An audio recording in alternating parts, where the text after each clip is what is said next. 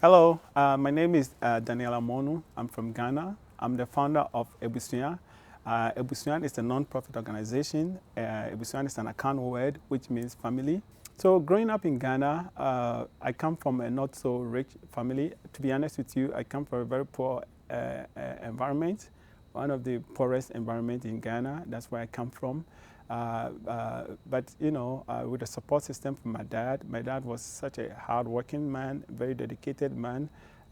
It is such interesting to see somebody work hard and very dedicated and still poor. But sometimes that's what life brings to you. So, but then I learned a lot from my dad in terms of work ethics, in terms of dedication, in terms of treating people right. So these values kind of were instilled in me in the beginning, early stage of my growth. And with these values that I used everywhere I went, I ended up on the good side of people and what you would say on the good side of karma.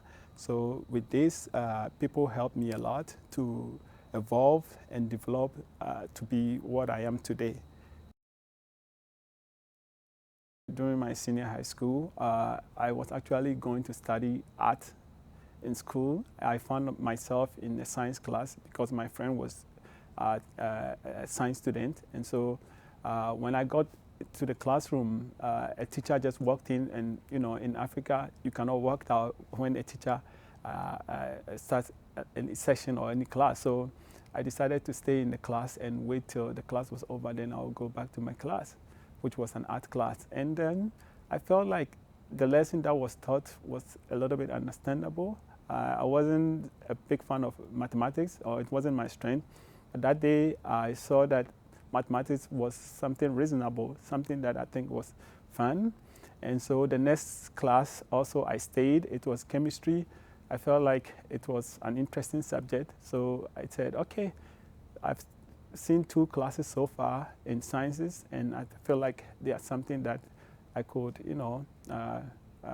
study. And so I ended up staying in the class, and later, after the end of the term, they found out that I was at the wrong class, but then I was doing well, so they decided to allow me to stay, and the rest is history.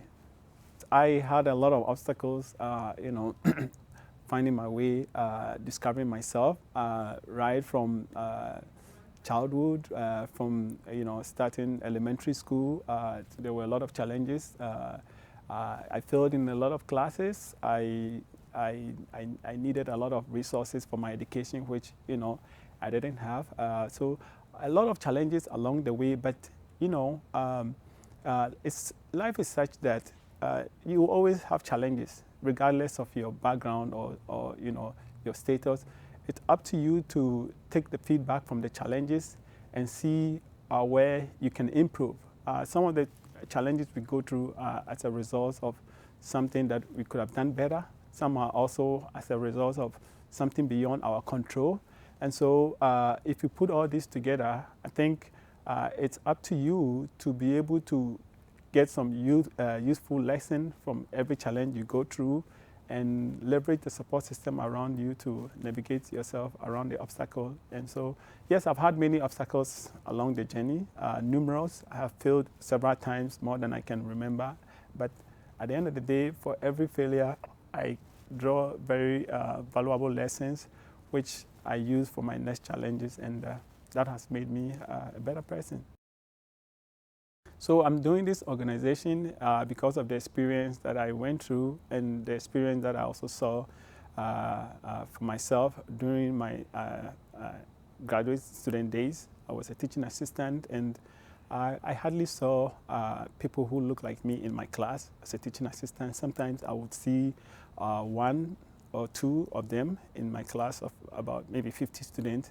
And what made me sad was that before the end of the semester, 1 or 2 of them, all of them will drop out of the class. And then maybe when I meet them and I ask them, hey, I didn't see you in the class again, what happened? Usually it's like I just transferred to a different field. And the reason being that they feel like it's not something that they can do, or probably they did not have the support system. But what I saw actually was not that they were not smart like the other students. It's just that they needed a little bit of support.